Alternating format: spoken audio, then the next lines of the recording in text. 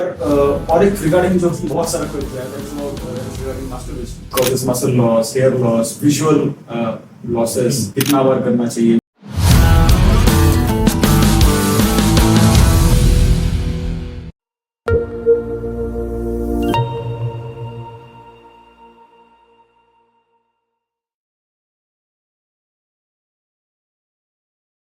मैं सुभाई रेजोनेंस से आप सबका स्वागत करता हूं हमारे रेजोनेंस एक्सपीरियंस के इस प्लेटफॉर्म में, जहां हम अपने सराउंडिंग्स के one of the most brightest and most experience minds को as our guest speaker invite करते हैं, उनके एक्सपीरियंस से ये जानने के लिए कि हम अपना फ्यूचर, अपना प्रेजेंट और अपने सराउंडिंग्स को कैसे इंप्रूव कर सके। इसी अप्रोच के साथ आज हमारे साथ जो हमारे गेस्ट स्पीकर प्रेजेंट है वो एक चाइल्ड साइकोलॉजिस्ट, एक एडल्ट साइकोलॉजिस्ट ऑल्सो, और एंड स्पेसिफिकली एक सेक्स एजुकेटर के रूप में हमारी सोसाइटी में बहुत ज्यादा कंट्रीब्यूट कर रहे हैं।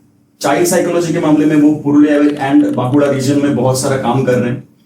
और आज हमारा टॉपिक सेक्स एजुकेशन को लेके है, जो स्टूडेंट्स के बीच में बहुत बड़ा एक टैबू है, not only between the students, between the parent community and the overall society. हमारी सोसाइटी में इस चीज के बारे में बात करना इस kind of a crime, social crime. इसको हम लोग ऐसे ट्रीट करते हैं जैसे कि ये कोई हमारे लाइफ का पार्ट ही नहीं है। Even though we indulge in such activities, हम लोग अगर इस बारे में अवेयरनेस स्प्रेड नहीं कर पाए तो स्टूडेंट कम्युनिटी में ऐसे बहुत सारे मिसकॉन्सेप्शंस हैं जिसके लिए students, specifically young ones, can be a victim of this specific type of crime.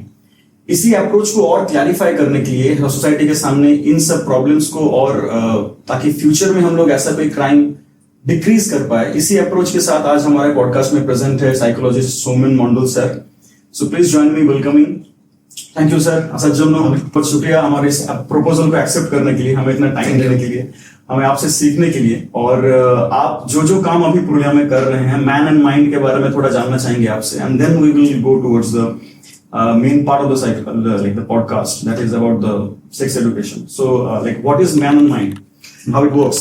Actually हम लोग मैन एंड माइंड को सामने लेकर जो काम कर रहे हैं वो बेसिकली स्पेशल चाइल्ड को लेकर। Special child in the sense हम लोग ज्यादा से ज्यादा अभी फोकस्ड हो ऑटिज्म को लेकर, क्योंकि अभी क्या है ना, सोसाइटी में ऑटिज्म चाइल्ड का संख्या बहुत ज्यादा बढ़ रहा है, तो इसको लेकर इसलिए हम आगे बढ़ रहे हैं। हम लोग इस टाइम से पुरुलिया, बांकुड़ा इस जगह में काम करना स्टार्ट किए। उस टाइम में इसके ऊपर अवेयरनेस उतना ज्यादा नहीं था। अभी लगभग 6 से 7 इयर्स हो गया हम लोग इसके ऊपर काम कर रहे हैं। अभी बहुत अच्छा से काम कर रहे हैं, जैसे ऑटिज्म, ADHD, MR या ID, इंटेलेक्चुअल डिसेबिलिटी, या जो होता है ना कि एडुकेशन में जो होता है लर्निंग डिसेबिलिटी, इस चीज को लेकर हम लोग काम कर रहे हैं। डिसलेक्सिया, हाँ, लर्निंग डिसेबिलिटी के अंदर एक्चुअली बहुत सारा कुछ आता है, तो डिसलेक्सिया उसके अंदर एक है। ओके, हाँ, एक्चुअली कि तारे ज़मीन पर जो मूवी होता है ना, उसके बाद डिसलेक्सिया तो हम इस चीज को लेकर हमारा एक टीम है, हम सब मिलकर इसके ऊपर काम कर रहे हैं। तो सर, ये मैन एंड माइंड शुरू होने का रीजन क्या था? मतलब आपने अचानक से ये साइकोलॉजी का पाथ चूज क्यों किया, या फिर स्पेशल चाइल्ड्स को लेके काम करने का चॉइस आपके दिमाग में कैसे है? एक्चुअली साइकोलॉजी तो मेरा सब्जेक्ट है, हम इसको लेकर आगे बढ़ रहे हैं। बट पुरुलिया या बांकुड़ा में हम लोग, पुरुलिया बांकुड़ा नहीं, ओवरऑल हम क्यों चाइल्ड साइकोलॉजी लेकर काम कर रहे हैं? एक्चुअली क्या है ना कि चाइल्ड साइकोलॉजी में जो सबसे ज्यादा प्रॉब्लम है कि बच्चा का जब प्रॉब्लम होता है ना, पेरेंट्स उसको समझते ही नहीं है कि मेरे बच्चे को प्रॉब्लम है।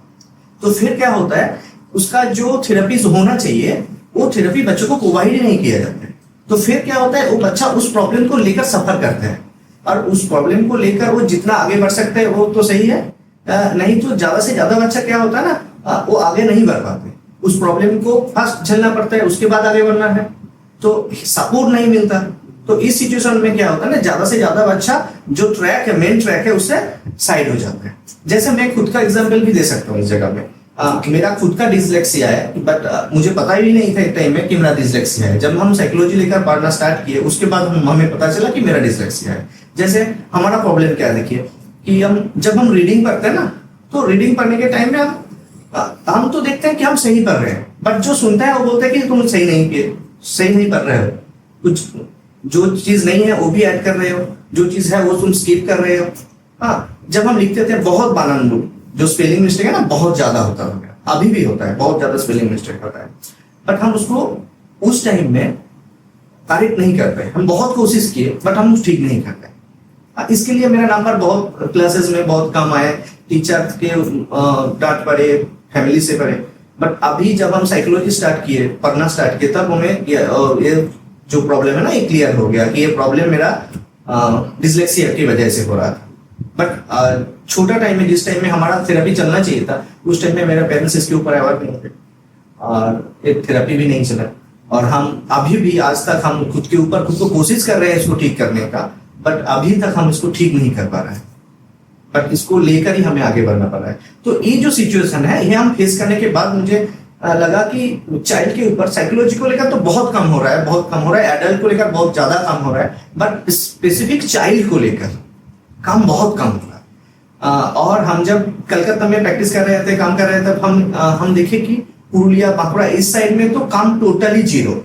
शायद मैं जब पुरुलिया में काम स्टार्ट किए एज ए काउंसलर, फास्ट में स्टार्ट किए पुरुलिया में काम, ठीक है। उसके बाद हम धीरे धीरे आगे बढ़े। और तब मेरा जो क्राइसिस है, मेरा जो प्रॉब्लम है, वो मैं फेस करने के बाद मुझे याद आया कि हम इसके ऊपर काम करें, जैसे आदर्श जो बच्चा है ना, उसका फिर ऐसा सिचुएशन ना आए। जितना हो सके हम उसको सपोर्ट कर पाए, या जितना हो सके वो जो पेरेंट्स हैं, हम पेरेंट्स को अवेयर कर पाए कि डिसलेक्सिया बोलकर एक होता है, लर्निंग डिसेबिलिटी बोलकर एक प्रॉब्लम होता है। इधर बहुत सारा प्रॉब्लम होता है, जैसे कैलकुलेशन में प्रॉब्लम होता है, पढ़ने में प्रॉब्लम होता है, सुनने में प्रॉब्लम होता है। ऐसा नहीं है कि उसका अलग सा कोई ऑर्गन का डिस्टर्ब है, ऐसा नहीं है। ये एक टाइप का न्यूरो डेवलपमेंटल डिसेबिलिटी होता है, ब्रेन का प्रोसेसिंग का एक प्रॉब्लम होता है, ठीक है। फिर इसके लिए अलग सा कोई मेडिसिन भी नहीं है, थेरेपी एकमात्र उपाय है जिस चीज को हम अप्लाई करके खुद को ठीक कर पाए। हाँ, मेडिसिन सब सोच के हम काम स्टार्ट किए, और अभी तो अच्छा हम अवेयर कर पा रहे हैं, रिस्पॉन्स भी बहुत अच्छा आ रहा है पेरेंट्स से।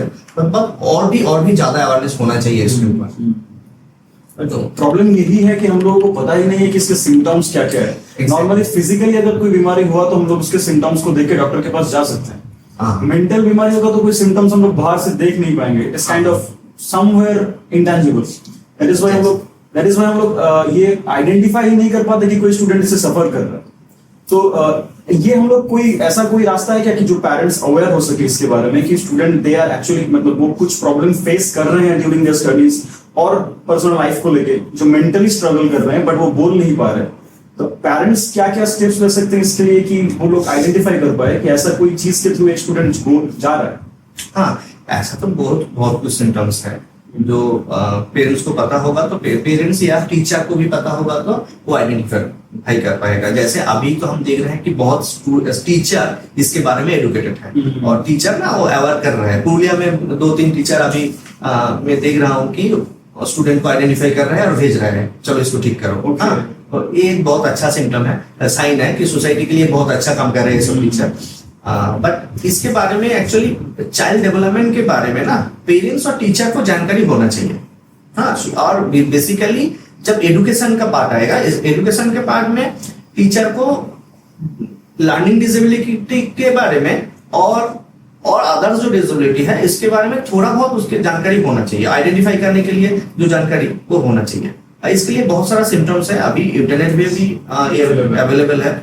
हम इंटरनेट सर्च करेंगे तो इजीली हम इसको देख पाएंगे, और नहीं तो हम लोग भी कोशिश करेंगे, तो हम कोशिश कर रहे हैं। हम लोग भी इसके ऊपर वीडियो बना सकते हैं। Okay, so let's jump into the main topic. Sex education के बारे में बात करना is like a taboo in our society. हम लोग इसके बारे में जनरली बच्चों के साथ बात नहीं करते, क्योंकि हमें लगता है कि ये एक ऐसा टॉपिक है जो टॉपिक बात करने लायक नहीं है, जिसके लिए ही इतना ज्यादा confusion leading them towards some sort of abusing stuff and crime regarding this thing. तो हमारे इस पॉडकास्ट का पर्पस यही है कि हम लोग थोड़ा सा भी, जितना हमारे तरफ से पॉसिबल हो सके, हम लोग थोड़ा सा अपने तरफ से जितना पॉसिबल हो सके इसके ऊपर थोड़ा लाइट डालें कि ये टॉपिक क्या है, इसको सीखने का अप्रोच क्या होना चाहिए, इसको हम लोग कैसे और स्टूडेंट के पास इजी टू एक्सेप्ट वे में प्रेजेंट कर पाए। सो सबसे पहला सवाल जो उठता है कि एक बच्चे को या एक स्टूडेंट को कौन से एज से सेक्स एजुकेशन देना इज गुड। वो एक एज का एक फैक्टर आता है, पेरेंट्स के पास से भी ऐसा बहुत सारा क्वेरीज आता है कि किस एज से बच्चे को हम लोग इन सब चीजों के बारे में अवेयर करना शुरू करें। अच्छा, एक्चुअली ये जो टॉपिक है बहुत अच्छा एक टॉपिक है, क्योंकि सोसाइटी में सेक्स एजुकेशन को लेकर बहुत ज्यादा टैबू है। कोशिश करना चाहिए इस टैबू को हटा के हम लोग नॉर्मल एक लाइफ लीड करें, और सेक्स का जो इम्पोर्टेंट है वो हमें जो नॉलेज होना चाहिए, जो रियल नॉलेज है वो मिले। एक्चुअली सेक्स तो बचपन से ही हमारे साथ है, कभी तो ऐसा होता ही नहीं है कि सेक्स अलग है हम लोग अलग है, कभी भी नहीं होगा। ठीक है, देखिए हम लोगों का जन्म ही तो सेक्स है। हाँ, सेक्स है जो जिस जगह से हम लोग जन्म लेते हैं, हमारा स्टार्टिंग जिस जगह से है ना, उस जगह को हम कैसे अलग कर पाए। ऐसा नहीं है कि इसे जैसे ऐसा होना ही नहीं चाहिए। जन्म से ही जब बच्चा धीरे धीरे डेवलप होता है ना, हम लोग बोलते हैं कि बच्चा सिर्फ एक डेवलप नहीं होता है, बच्चा का एज के साथ साथ बच्चा का बॉडी भी डेवलप करता है, बच्चा का माइंड डेवलप करता है, बच्चा का सेक्स डेवलप करता है, एक साथ पैरेलली डेवलप करता है। किसी जगह में बच्चा का कोई एक चीज डेवलप नहीं, एज के हिसाब से डेवलप नहीं हो रहा है ना, तब वो डेफिशिएंसी है, तब वो डिसेबिलिटी है। ठीक है, तो एक ही साथ सब कुछ बढ़ता है। जैसे एक बच्चा जब जन्म लेता है, उसके बाद सेक्स का बहुत पार्ट होता है, स्टेप होता है। जैसे इसके ऊपर फ्रॉइड बहुत ज्यादा इसके ऊपर डिस्कस की है कि बच्चा का एनल सेक्स होता है, time to time sex change होता है। जैसे बच्चा जब जन्म लेता है तब बच्चा क्या करता है, और ब्रेस्ट फीड करता है, तब उसका जो सेक्सुअल फीलिंग्स है उसका माउथ में रहता है। हाँ, इस हिसाब से चेंज होता जाता है। एक्चुअली मैं बोलूंगा कि जब भी एक बच्चा धीरे धीरे नेचुरली बड़ा हो रहा है ना, उसके हिसाब से उसका जिस सिचुएशन में सेक्सुअल पार्ट जैसे जैसा डेवलप कर रहा है, उस हिसाब से उसको सपोर्ट करना चाहिए। जैसे क्या होगा ना कि एक बच्चा जैसे 3-4 साल का बच्चा माँ को आकर बोलती कि मम्मी मैं कहाँ से आई, या माँ कहाँ से आई, तो मामी इस सिचुएशन में, माँ इस सिचुएशन में क्या होता है, घबरा जाता है, मैं क्या उत्तर दूं उसको। हाँ, वो बोलता है बेटा तुमको भगवान के पास से लेकर आया हूँ, कौन बोलते हैं कि हॉस्पिटल से लेकर आया हूँ। ऐसे क्या होता है ना, इस सिचुएशन में जब भी होता है, एक्चुअली हम उसको जो रियलिटी है उससे हम खुद उसको दूर कर रहे हैं। ऐसा होना ही नहीं चाहिए। हम बचपन से हम नेचुरली हम हमारे बच्चों को ऐसे बोलेंगे कि देखो बेटा तुम मेरे अंदर से आए हो, तुम मेरे अंदर से आए हो, तुम्हारा जन्म मेरा पेट के अंदर हुआ था, और फिर हम हॉस्पिटल गए और डॉक्टर साहब ने तुम्हें बाहर कर दिया, और उस दिन से तुम मेरे साथ ही हो, उससे पहले से ही तुम मेरे साथ, और फिर भी डॉक्टर साहब बाहर कर दिया, और बाहर से भी मैं तुमको लेकर आया और तुम मेरे फैमिली का एक हिस्सा बन गए। तो ये क्लियर जो इंफॉर्मेशन है ना, ये इंफॉर्मेशन बच्चों के पास जब जाएगा तब क्या होगा, तब बच्चा पहले से ही ना वो क्लियर हो जाएगा। एक क्लियर आइडेंटिटी, उसके खुद का जो आइडेंटिटी है वो क्लियर हो जाएगा। बच्चा ये जो सेक्स के बारे में जानना बहुत इजी हो जाएगा, क्योंकि उसको लगेगा कि हाँ रिप्रोडक्टिव जो सिस्टम है वो पहले से ही वो पता चल रहा है उसको। तो इसके लिए ये जो पता चलेगा ना इस चीज को लेकर, और उसके अंदर कोई टैबू नहीं रहेगा, वो इजीली ले लेगा। जैसे एक बच्चा, उसका माँ और पापा का जो रिलेशनशिप है, मम्मी पापा का जो रिलेशनशिप है, वो बच्चा इस रिलेशनशिप को बहुत इजीली ले लेता है, इसमें कोई दिक्कत नहीं, क्योंकि वो बचपन से देखते आ रहा है कि मम्मी और पापा पास पास रहते हैं, एक साथ रहते हैं। फिर देखो हम लोग जब बाहर ना, सोसाइटी का आदमी जब बाहर कोई एक लड़का एक लड़की को पास पास देखता है ना, तब क्या सोचता है उसके दिमाग में, क्या सोचा, अलग सोचा आना स्टार्ट हो जाता है। क्यों? क्योंकि और मम्मी पापा जब एक साथ रहते हैं, अलग सोच क्यों नहीं आता है? क्योंकि हम लोग बचपन से हमारा जो सोशलाइजेशन है, उस सोशलाइजेशन के अंदर हम उसको सिखा रहे हैं कि मम्मी पापा के पास रहेगा, यही सही है। तो हम भी सेक्स को जो सही है उस हिसाब से बचपन से उसको इंट्रोड्यूस करा के आगे बढ़ूंगा ना, तो बच्चा का जो सेक्स को लेकर जो टैबू नहीं रहेगा, तो धीरे धीरे हट जाएगा। ओके, तो स्पेसिफिकली कोई ऐसा एज नहीं है, डिफरेंट एज में जैसे हम लोग डेवलप हो रहे हैं उसके रिगार्डिंग सपोर्ट करने की बात कर रहे हैं आप। यस, वही सबसे अच्छा होगा मेरे ख्याल से, वही अच्छा होगा। क्योंकि हम बोल सकते हैं कि एडोलेसेंस पीरियड में सेक्स एजुकेशन का जरूरत है, हम लोग बोलते भी हैं जनरली यही अवेयरनेस है, तो तुम सेक्स एजुकेशन स्टार्ट कर दो, वो होना चाहिए। क्योंकि सेक्स को लेकर इसको बहुत क्यूरियोसिटी होगा, जानने का बहुत इच्छा रहेगा। ये तो सही है, एडोलेसेंस पीरियड में सेक्स एजुकेशन रहना जरूरी है। बट हम प्योर सेक्स एजुकेशन की बात करेंगे तो हम बोलेंगे कि बचपन से जब बच्चा धीरे धीरे बढ़ रहा है, हाँ, उसका जो नेचुरल डेवलपमेंट हो रहा है उसके हिसाब से उसको सपोर्ट। उसमें क्या होगा, बच्चा के अंदर अलग सा कुछ डेवलप नहीं होगा, कंप्लीट डेवलपमेंट आएगा फॉर द होल पीरियड। ऐसा कोई सब्जेक्टिव नहीं बोलेंगे, ऐसा कोई ऑब्जेक्टिव स्टेप्स हैं जो पेरेंट्स लाइक अपने बच्चों के बचपन से फॉलो कर सकते हैं, जो उनको बचपन से रेडी करेगा, या फिर सबके लिए अलग अलग स्टेप्स होगा? एक्चुअली क्या होता है ना, बच्चा जब धीरे धीरे बड़ा होता है ना, तो बच्चा का खुद के अंदर सेक्स को लेकर धीरे धीरे क्यूरियोसिटी डेवलप करता है। ऐसा नहीं कि अचानक बहुत ज्यादा क्यूरियोसिटी डेवलप हो गया, बच्चा बोल रहा है ये क्या है, ये क्या है, ऐसा होता ही नहीं। बच्चा जब धीरे धीरे डेवलप करता है, उसके अंदर धीरे धीरे ही क्यूरियोसिटी डेवलप करता है। जैसे बच्चा जब 3 साल के प्लस हो जाता है, तब वो कोई लड़की को देखेगा, एक लड़का जब लड़की को देखेगा, हाँ, और उसको नोट देखेगा, तो उसके दिमाग में आएगा कि इसका स्ट्रक्चर अलग है, मेरा स्ट्रक्चर अलग है, एक क्यों है। तो हम बचपन में ही खत्म करते हैं वो जो क्वेश्चन है, उसके अंदर जो क्यूरियोसिटी है। ठीक है, कोई बच्चा आएगा, कोई ऐसा नहीं कि हर बच्चे क्वेश्चन करेगा। बच्चा के दिमाग में अलग अलग टाइम में अलग अलग टाइप का क्वेश्चन आएगा। एक्चुअली वो जिस एनवायरनमेंट में धीरे धीरे डेवलप कर रहा है ना, उस एनवायरनमेंट में जैसे जैसे सिचुएशन है, उस सिचुएशन के अंदर डेवलप उसके दिमाग में क्वेश्चन आएगा, क्यूरियोसिटी आएगा। वो जैसा जैसा क्यूरियोसिटी आएगा, उसको इजीली उसको खत्म करना है, वो क्यूरियोसिटी को खत्म करना है, और जो रियलिटी है उसके ऊपर बेस करके ही खत्म करना है। ठीक है, हम बोल सकते हैं, ऐसा नहीं कि बचपन में ही बहुत डीपली बोलना है, ऐसा नहीं है, उसके हिसाब से बोलना है, क्योंकि बचपन में वो क्वेश्चन करेगा, बट इतना डीपली भी वो सुनना नहीं चाहता है। उसका क्वेश्चन भी बहुत इजी होगा, आंसर भी इजी होगा। ठीक है, एक्चुअली सोसाइटी में हम लोग भी रहते हैं, और हमारे अंदर भी सेक्स को लेकर एक टैबू है, इसलिए हम बोलने में हम थोड़ा दिक्कत हमारे अंदर हो जाता है, इसलिए हम बच्चों को फेस नहीं कर पाए। और ये पेरेंट्स, जैसे आपने बोला, एडोलेसेंस के टाइम में हमारे सोसाइटी में जनरली ये धीरे धीरे अवेयरनेस आ रहा है कि यहाँ पर सेक्स एजुकेशन देने का जरूरत है, अदरवाइज कुछ चीजें डीरेल होने का डर रहता है। तो सेक्स एजुकेशन के बारे में अगर हम लोग बात करें, तो बच्चों को सेक्स एजुकेशन किससे मिलना चाहिए एंड किससे नहीं, ये भी एक बहुत बड़ा फैक्टर है, क्योंकि हो सकता है सेक्स एजुकेशन को ही एज अ वेपन यूज करके कोई लोग किसी बच्चे को अब्यूज कर रहे हैं, उसको गलत सिखाया जा रहा है कि this is what is right and this is what is not. Actually हम तो बोले कि बचपन से ही टाइम के हिसाब से बच्चा जैसे डेवलप कर रहा है, उसके हिसाब से सेक्स एजुकेशन देना चाहिए। और सबसे ज्यादा इंपॉर्टेंट हो जाता है कि एडोलेसेंट के पीरियड में, क्योंकि एडोलेसेंट के पीरियड में क्या होता है ना, बहुत ज्यादा चेंजेस आ जाता है बॉडी में। ठीक है, और सेक्स को लेकर बहुत ज्यादा क्यूरियोसिटी उस टाइम में डेवलप करते हैं, इतना ज्यादा क्यूरियोसिटी उस टाइम में डेवलप, एक्चुअली लाइफ का सबसे ज्यादा क्यूरियोसिटी एडोलेसेंट पीरियड में ही डेवलप करता है। ठीक है, सेक्स को लेकर। तो ये जो क्यूरियोसिटी है, इसको एक क्यूरियोसिटी को खत्म करने के लिए एडोलेसेंट पीरियड में सेक्स एजुकेशन बहुत इंपॉर्टेंट एक चीज है, बट हम बचपन से करेंगे तो इजी हो जाएगा। ठीक है, हम बचपन से इसलिए बोल रहे हैं, हम बचपन से सेक्स एजुकेशन पेरेंट्स से मिलेगा, फैमिली से मिलेगा, उसके बाद टीचर से मिलेगा, तो क्या होगा, वो एक अच्छा सेक्स एजुकेशन के थ्रू आगे बढ़ेगा, एक अच्छा नॉलेज लेकर आगे बढ़ेगा।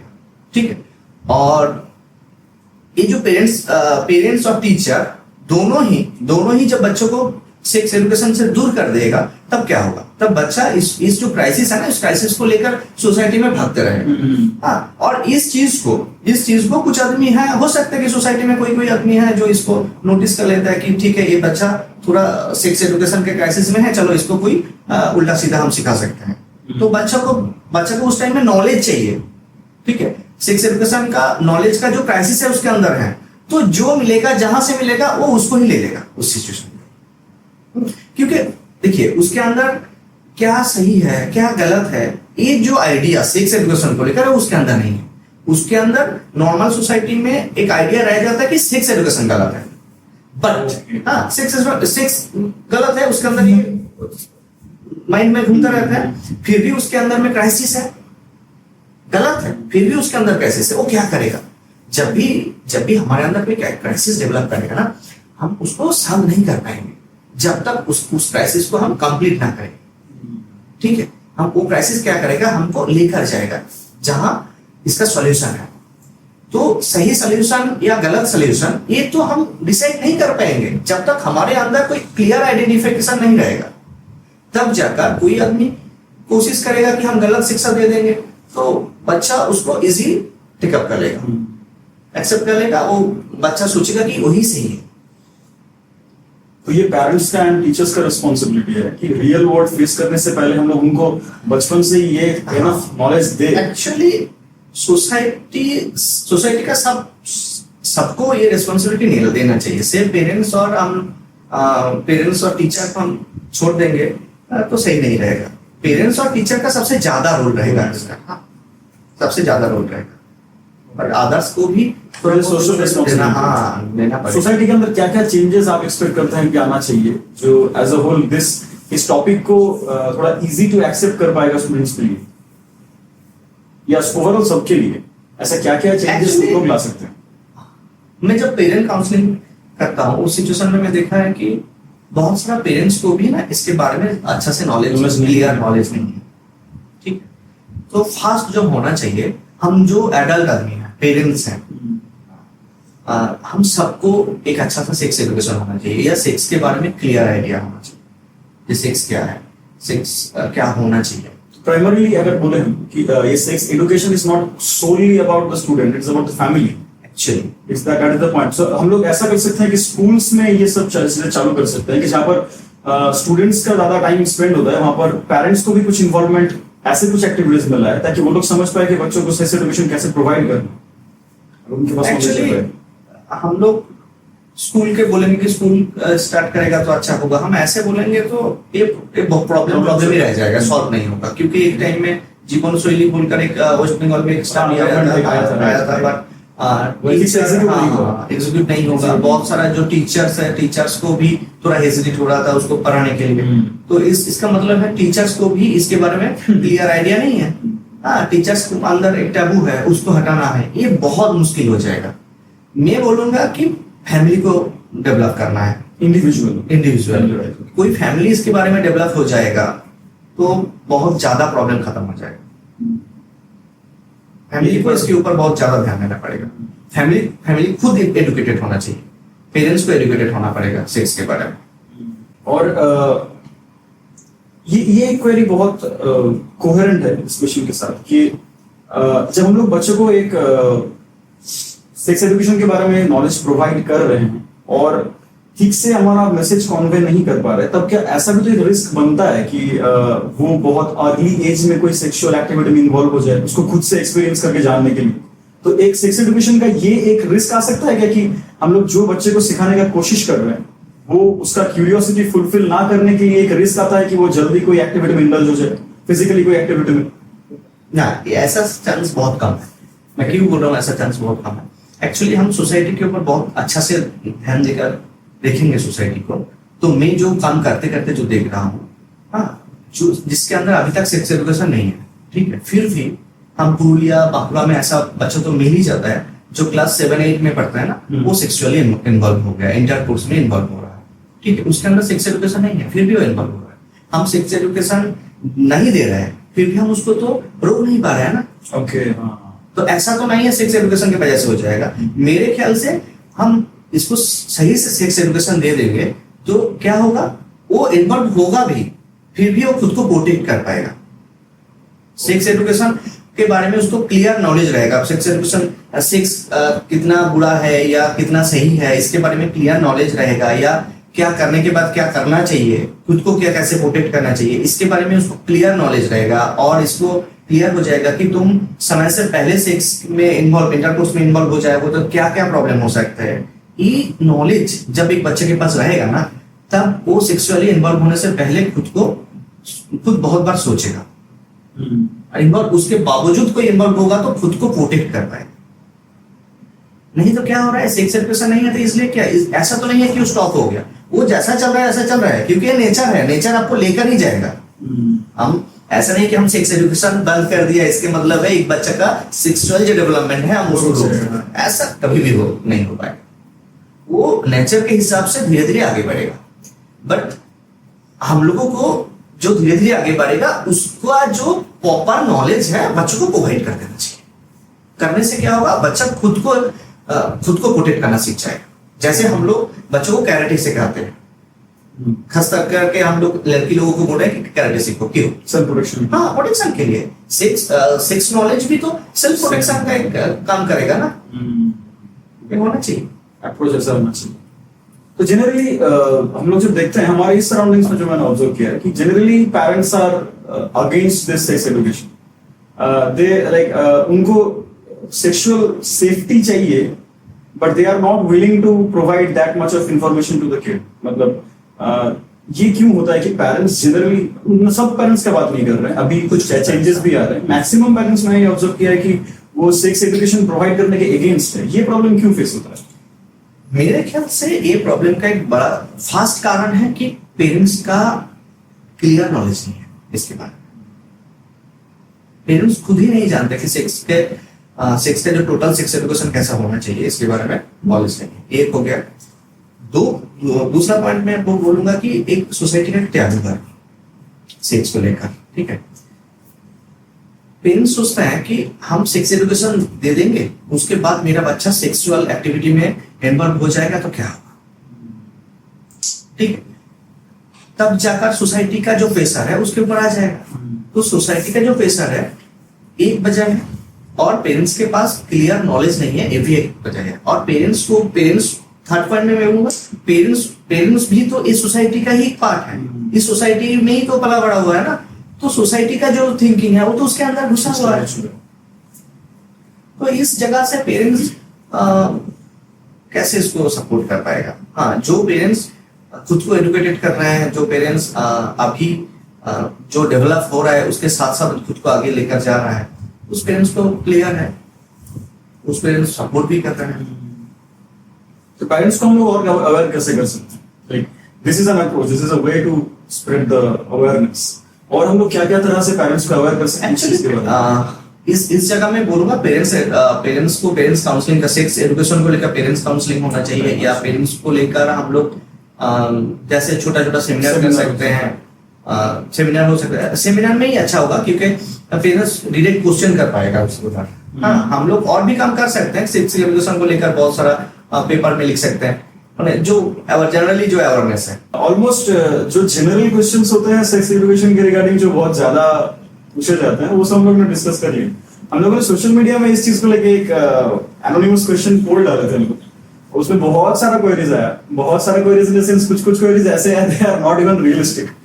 और उसके बारे में बात करना चाहते हैं कि स्टूडेंट्स इस बात को कैसे अभी करंटली क्या फेस कर रहे हैं, क्योंकि अभी सोशल मीडिया के थ्रू ये सब चीज इतना ज्यादा हाईलाइट हो रहा है कि गलत चीज ज्यादा हाईलाइट हो रहा है कि हम लोग इस बारे में बात तो नहीं कर रहे हैं, बट इंफॉर्मेशन गलत जगह से लेना कोशिश कर रहे हैं। जैसे कि एडिक्शन टुवर्ड्स पॉर्न, ये सब चीज बहुत रैपिडली ग्रो कर रहा है because of the easy availability of internet and all those connectivities. So इस चीज के बारे में बात करने के लिए कि स्टूडेंट्स इतने इंटरेस्टेड है कि बहुत सारा क्वेश्चंस ऐसे आए they are not even real ऐसे कैसे कुछ क्वेश्चंस आए। So let's now just talk about those queries. Let's हां, इस जगह में बोलूंगा एक्चुअली क्या होता है ना, ये जो एडमिशन पीरियड है, इस पीरियड में सेक्स को लेकर बहुत सारा इमेजिनेशन हम लोगों के अंदर आता है, क्योंकि जब भी सेक्स को लेकर हमारे अंदर क्वेरीज आते हैं और उसका नॉलेज नहीं मिल रहा है, तो हम उसको इमेजिनरी उसको कंप्लीट करने का कोशिश करते हैं। Okay. तो ठीक है।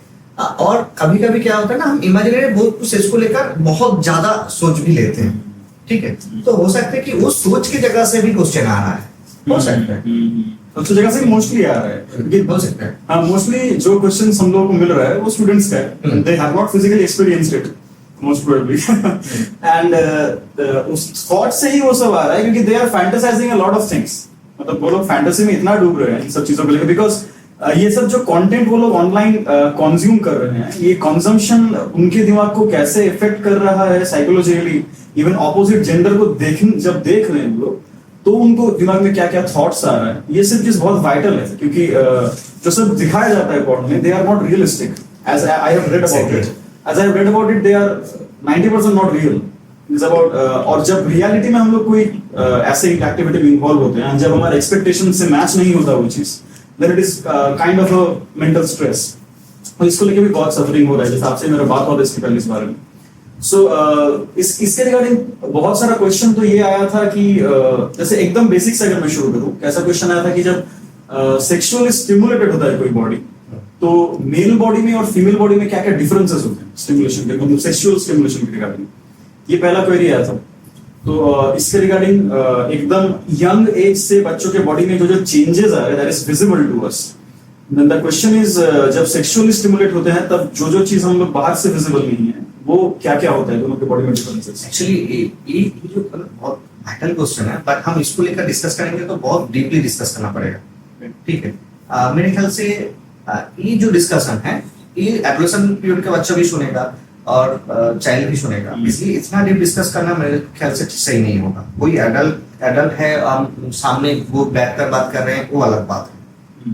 ठीक है, हम जैसे सेक्स काउंसलिंग में टाइम में हम लोग इसको लेकर बहुत डिटेल से बात कर लेते हैं, उसमें कोई दिक्कत नहीं होता। बट अभी हम एक वीडियो में ऐसे बात करेंगे और इस वीडियो सब जगह में जाएगा। एक बच्चा भी देखेगा, हाँ, और एक एडल्ट आदमी भी देखेगा, ये थोड़ा दिक्कत होगा। इस सिचुएशन में होना नहीं चाहिए, क्योंकि ये जो बॉडी का जो चेंजेस है ना, इतना डीप बात हम करेंगे, ये एडोलेसेंट के बच्चा का अंदर एक क्वेश्चन आएगा, ऐसे ही है। बट एकदम बच्चा का दिमाग में ये बात नहीं सुनना चाहिए। और एडोलेसेंट के बारे में क्वेश्चन तो आएगा, बट उसको भी इतना डिटेल्स मेरे ख्याल से सामना सामनी होना ही चाहिए। सामना सामनी हम बात कर सकते हैं, या एडल्ट जो है उसके साथ सामना सामनी डिस्कस करेंगे तो अच्छा होगा। इतना डिटेल्स वीडियो में हाँ सही नहीं होगा। Okay, I understand. और एक रिगार्डिंग जो बहुत सारा क्वेरीज है, that is regarding masturbation. Like इसके रिगार्डिंग बहुत सारा मिसकॉन्सेप्शन है कि it causes muscle loss, hair loss, visual losses. ये क्या है एंड ये कैसे इम्पैक्ट करता है बॉडी को, ये कितना बार करना चाहिए वीक में, एंड दैट्स एक्चुअली मेरे पास भी ऐसा बहुत सारा क्वेश्चन आता है कि मास्टरबेशन डेली करना चाहिए या नहीं चाहिए, डेली कितना बार करूंगा तो कितना बार कर सकता हूँ, हाँ वीकली कितना बार कर सकता हूँ, इसके ऊपर क्वेश्चन आते हैं। एक्चुअली क्या होता है ना, सबसे प्रॉब्लम जो होता है वो पॉर्न या वो जो टिमुलेशन के बाद चल रहा था उसको लेकर। एक्चुअली क्या होता है, जब बच्चा एडोलेसेंट पीरियड से धीरे धीरे बड़ा होता है तब उसको बॉडी में बहुत सारा चेंजेस आता है, उसको सेक्स को लेकर बहुत सारा क्वेश्चन भी आता है उसके अंदर, सेक्स को लेकर सेक्स को प्रैक्टिकल करने का भी इच्छा आता है। ठीक, बट ऐसा नहीं है कि एक बच्चों को पूरा दिन डेली उसके दिमाग में एक घूमेगा, ऐसा नहीं होता है।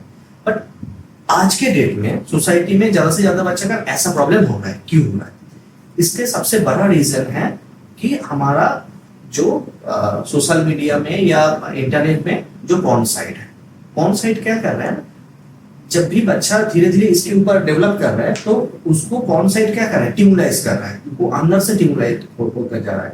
बच्चा नॉर्मल, सोचिए कि बच्चे पढ़ाई कर रहा था, नॉर्मल है, अचानक उन्हें फेसबुक में स्क्रॉल करना स्टार्ट किया और एक इस टाइप का कोई साइट आ गया, कंटेंट आ गया, तब जाकर क्या होगा, वो कंटेंट क्या करेगा, उसको दिमाग में नॉक करेगा, फिर जाकर उसके दिमाग में सेक्सुअल जो एक्टिविटी करने का मन रेडी हो रहा है। ठीक है, तब जाकर क्या होगा, उसको मास्टरबेट करने का मन करेगा। इसमें क्या हो रहा है, बाहर से स्टिमुलस आ रहा है, इसलिए बार बार मास्टरबेट का जो सोच है वो दिमाग में आते रहते हैं। हम सिर्फ सोशल मीडिया नहीं बोला, सोसाइटी, सोशल मीडिया आसपास में जिस एनवायरनमेंट में हम लोग रहते हैं ना, उस एनवायरनमेंट में जब भी कोई स्टिमुलस आकर हमें दिमाग में नॉक करेगा तब सेक्सुअल एक्टिविटी का मन करेगा। ठीक है, तो सबसे अच्छा होगा कि जो नेचुरल है, नेचुरल जो सेक्स करने का जो मन या मास्टरबेट करने का जो मन आएगा, नेचुरली जैसे जैसे आएगा उस हिसाब से कोई बच्चा मास्टरबेट करेगा तो कोई दिक्कत नहीं। बट एक बच्चा वो बार बार पॉर्न देख रहा है और दिन में 4 बार 5 बार मास्टरबेट कर रहा है, इसमें तो दिक्कत है। इसमें दिक्कत क्या है, इसमें दिक्कत तो ये है कि ऐसा नहीं कि बहुत ज्यादा कुछ हो जाएगा, वो बहुत वीक हो जाएगा, बस अंदर से वीक हो जाएगा, क्योंकि बहुत एनर्जी लॉस होता है ना, मेंटली बहुत ड्रेनिंग है, इतना ज्यादा डोपामिन। और क्या होता है कि वो इसके अंदर इतना ज्यादा इन्वॉल्व हो जाएगा, उसका अदर्स जो एक्टिविटी है उससे मन धीरे धीरे हट जाएगा, इनअटेंटिवनेस ग्रो कर सकता है इस सिचुएशन में, कॉग्निटिव एबिलिटी डिक्रीज हो सकता है। हाँ, उसके दिमाग में तो वही एक ही चीज घूमेगा ना। एक बच्चा दिन में 5 6 या 7 बार कोई मास्टरबेट करेगा तो उसके दिमाग में क्या चलेगा, सिर्फ एक ही चीज घूमते रहेगा, क्योंकि ऑब्सेशन टाइप का क्रिएट हो जाएगा। तो इससे बेटर है कि पहले हम लोग बच्चों को बोलूंगा, जो एडोलेसेंट पीरियड का जो चल रहा है, हम उसको बोलूंगा कि ये जो टिमुलाइज है इससे दूर रहो, खुद के अंदर जो आ रहा है उसको, उसमें कोई दिक्कत नहीं। अच्छा, कोई स्टिमुलेशन की वजह से नहीं करना है, खुद के अंदर कोई आ रहा है तो ठीक है, कर, कोई दिक्कत नहीं।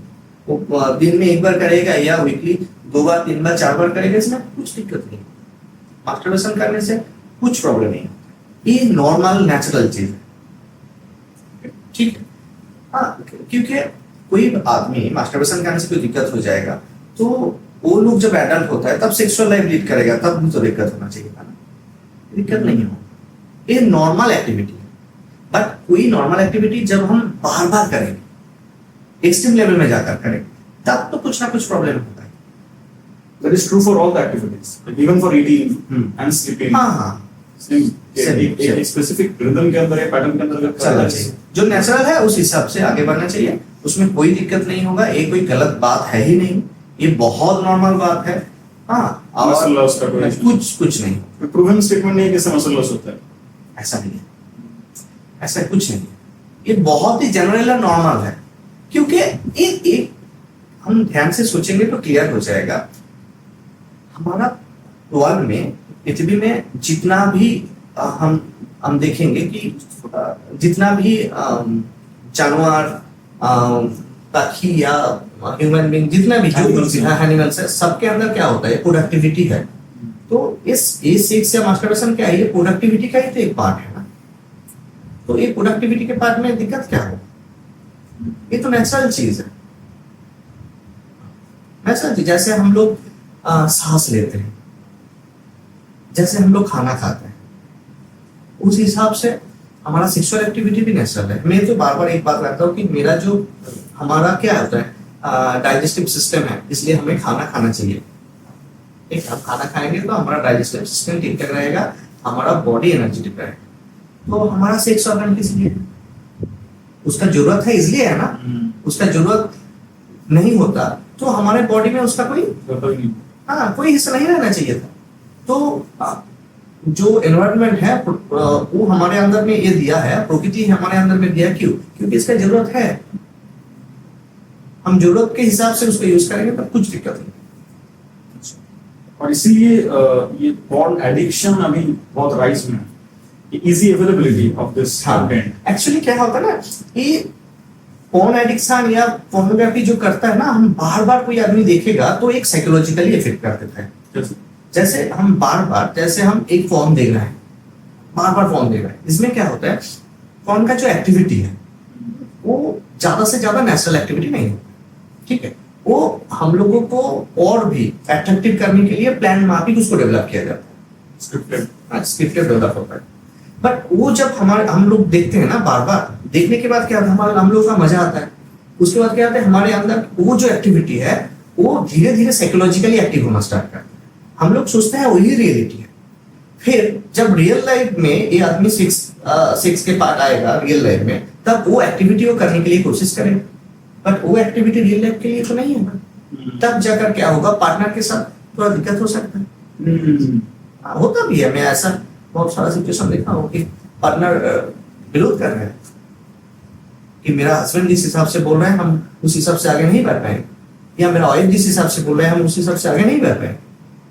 बट उसके दिमाग में ऐसा ऐसा सिचुएशन है, वो हमारे फोर्स कर रहे हैं करने के लिए। तब जाकर हम जब उसका बैकग्राउंड हम चेक किए तो हम उसके साथ बात की, तब लगा कि हाँ, क्योंकि उसको बहुत दिन से, बचपन से फोन देख कर आया है, तो उसके दिमाग में वो एक्सपेक्टेशन आ चुका है, वो माइंड सेट हो गया कि सेक्स का मतलब ऐसा है, इंटरकोर्स का मतलब ऐसा है, वो दिमाग में घुस गया। तो porn can actually interfere in relationships, right? Actually, it does. और इसीलिए इससे थोड़ा डिस्टेंस बनाना जरूरी है। तो इसलिए एक्चुअली कि पॉर्न नॉर्मली खुद को ट्यूमलाइज करने के लिए हम थोड़ा बहुत यूज कर सकते हैं, वो तो अलग बात है। बट ज्यादा से ज्यादा हम उसको देखेंगे और दिमाग में अलग सा उसका पैटर्न डेवलप कर लेंगे, तो रियल जो लाइफ है ना उसमें भी दिक्कत होता है, बहुत सारा होता है। थिंकिंग में इम्प्रूवमेंट नहीं आएगा, इन्वॉल्वमेंट आएगा। द नेक्स्ट क्वेश्चन इज, अगर हमारे बॉडी में एक स्पेसिफिक एज के बाद हम लोग सेक्स में इन्वॉल्व करने के लिए केपेबल होते हैं, एलिजिबल होते हैं बायोलॉजिकली, तो अर्जेस हमारे बॉडी में इतना कम उम्र से क्यों आता है? ये बहुत इंटरेस्टिंग क्वेश्चन है।